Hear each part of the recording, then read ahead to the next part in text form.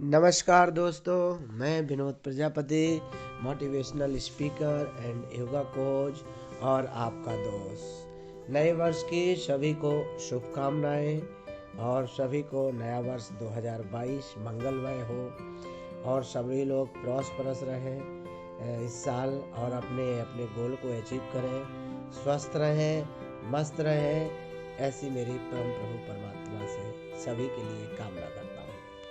तो दोस्तों, आज मैं बात करने वाला हूँ नए साल में पुरानी बातें करूँगा जो आज से 5000 साल पहले बता दी गई हैं और जिनका हम अपने जीवन में उपयोग नहीं कर रहे हैं, तो उन चीज़ों को यूटिलाइज करना है दोस्तों। और आज बात करेंगे हम श्रीमद् भगवद गीता के बारे में। तो आज लोग जो डिफरेंट डिफरेंट टॉपिक लेके काम करते हैं और बात बताते हैं, चाहे वो टाइम मैनेजमेंट हो, चाहे आपका लीडरशिप हो, और चाहे आपका करेक्ट डिसीजन हो, करेक्ट टाइम पे करेक्ट डिसीजन, एक्शन हो, एक्शन फेज हो, या पेशेंस हो, या कोई भी बड़ी बड़ी बातें करते हैं या थॉट प्रोसेस है, या फिर आपकी स्किल डेवलपमेंट है, ये सारी चीज़ें कहीं ना कहीं अपनी गीता से ही आती हैं। आज मैं आपको भगवत गीता के 5 नियम बताने जा रहा हूँ जो कि भगवान कृष्ण ने अर्जुन को बताए थे और अर्जुन ने उनको समझा और अपने जीवन में उतारा। तो गीता को एक रिलीजियस और धार्मिक बुक ही ना समझे। मैं इसको बता देता हूँ कि गीता में 18 अध्याय है और 700 श्लोक है, और ये किसको पढ़ें लोग और समझें और इसको एक कहानी की तरह पढ़ें और सिर्फ इसको रिलीजियस बुक की तरह ना पढ़ें। एक बेस्ट मैनेजमेंट बुक है और आपको ये बुक से आप अपने गोल अचीव कर सकते हैं। आप मैनेज योर सेल्फ, अपने आप को प्लान कर सकते हैं। प्रॉब्लम सॉल्विंग इस बुक से आप कर सकते हैं, और आपको जीवन में क्या क्या करना है, क्या क्या चीज़ें चाहिए, वो सारी चीज़ें आप गीता से पा सकते हैं। तो दोस्त, पहला नियम जो था, मैं 5 नियम के बारे में बात करूँगा।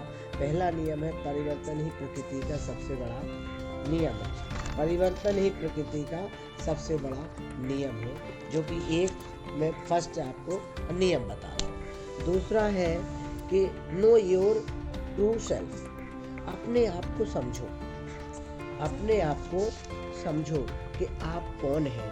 ये दूसरा नियम हो गया। तीसरा नियम आपका है जो कि है एक्शन पर ध्यान। आपके एक्शन क्या है। तीसरा है पतन के 2 ही कारण हैं, एक लालच और क्रोध। और 5वां है ध्यान लगाएं, चिंतन करें, मेडिटेशन करें, साइलेंस में बैठे। तो पहला नियम है जो मैं आज एक्सप्लेन करने जा रहा हूँ, परिवर्तन ही प्रकृति का सबसे बड़ा नियम है। तो दोस्त, ये बहुत ही इम्पोर्टेंट नियम है, और जो अर्जुन से श्री कृष्ण ने बोला था और उस समय बताया था एक श्लोक के तहत, मया अध्ययन प्रकृति सूरते सचराचरम हेतु नानेन कौन्ते जगत परिवर्तते। ये प्रकृति का नियम है, और ये भगवान कृष्ण की अध्यक्षता में सारी प्रकृति को रचा गया है, और उसमें ही जन्म और मृत्यु का उल्लेख मिलता है। ऐसी तरह जीवन में परिवर्तन जरूर होता है दोस्त। Change your life, change your thoughts, change your process. तो सारी चीज़ें, दिन है तो रात है, रात होती है तो दिन है। प्रकृति भी चेंज होती है, सर्दी है, गर्मी है, बरसात है, बसंत ऋतु है। तो कंफर्ट जोन से बाहर निकले, मेरे कहने का मतलब ये था। और उस समय कृष्ण ने भी अर्जुन को यही समझाया था कि कंफर्ट जोन से बाहर निकले, परिवर्तन तो होगा, चेंज तो प्रकृति का नियम है।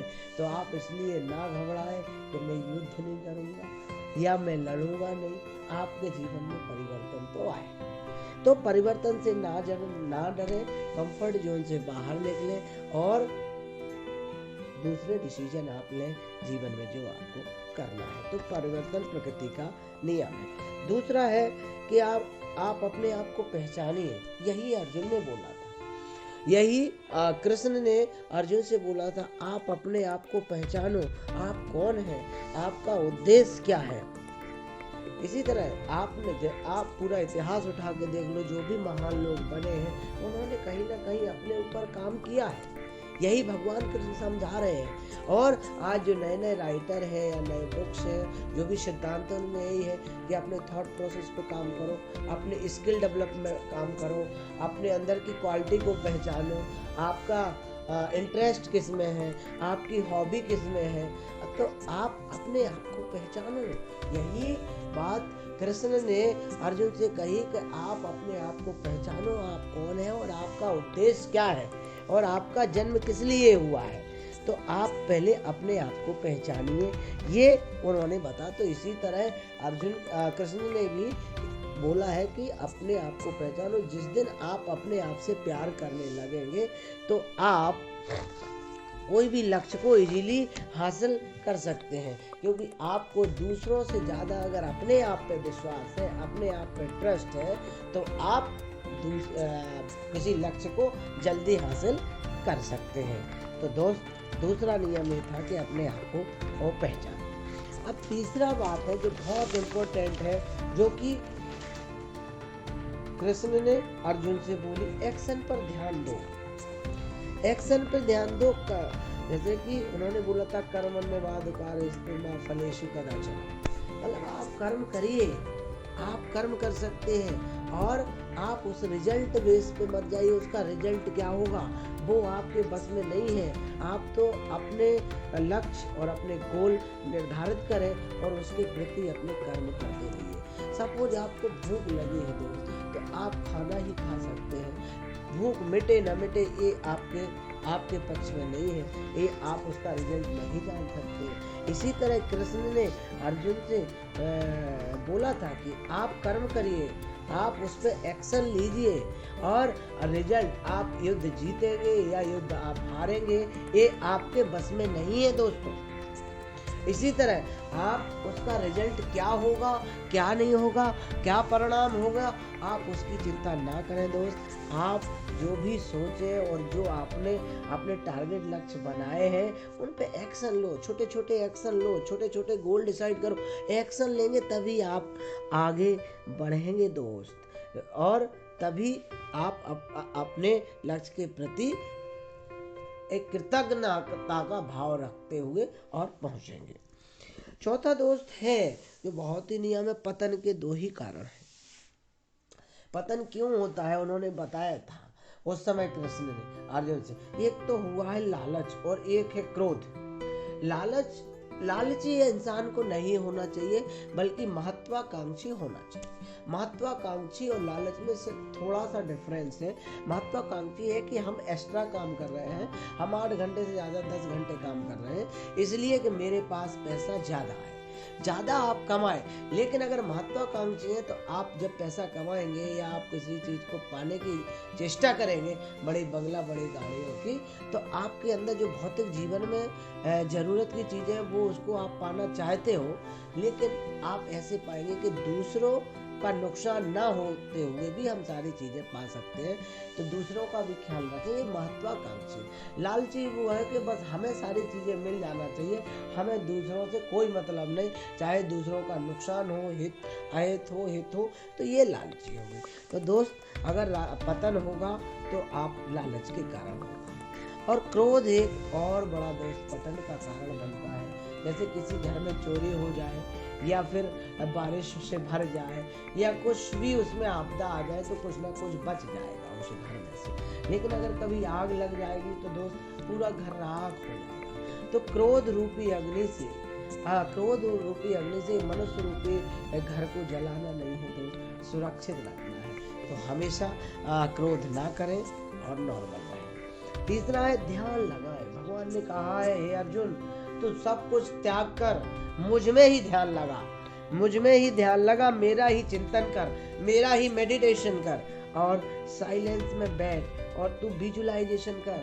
आजकल लोग बहुत सेमिनार देते हैं और बताते हैं कि विजुअलाइजेशन का बहुत ही इम्पोर्टेंस है लाइफ में, और आप जो चाहें वो पा सकते हैं विजुअलाइजेशन से।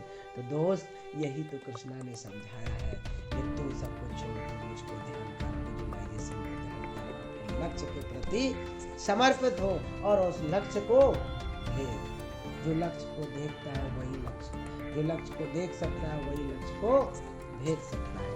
तो दोस्तों, ये रही गीता की कहानी, जो ये होली बुक है, और इसमें आप जो चाहे वो चीज़ें आपको सारी मिलती है। चाहे कुछ भी आपको चाहिए, वो है ना कि each and everything present inside yourself. आपके अंदर सारी चीज़ें उपस्थित हैं दोस्त। आपको अपने आप को पहचानने की ज़रूरत है। और आप गीता को सिर्फ समझिए, संजय ने भी अंतिम श्लोक में बोला है।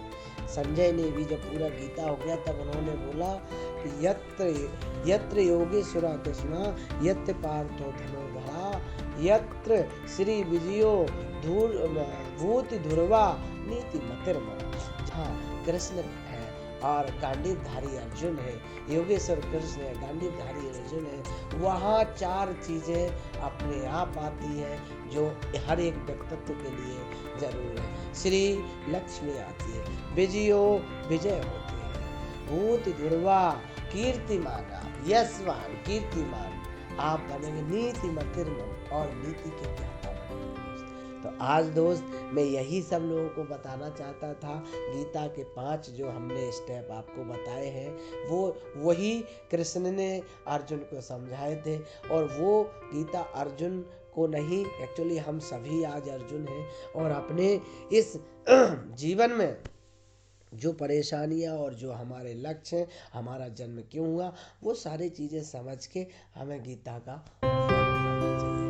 तो दोस्त, आज मेरा बस यही एक ऑब्जेक्टिव था कि आपको इस बुक के बारे में बताएं, जो एक बहुत ही ऐसा ग्रंथ है, ऐसा उसको आप चाहे फ्रेंड के चाहे कहानी की पुस्तक बनो, चाहे रिलीजियस, लेकिन बेस्ट मैनेजमेंट, लाइफ मैनेजमेंट, या कुछ भी आप आज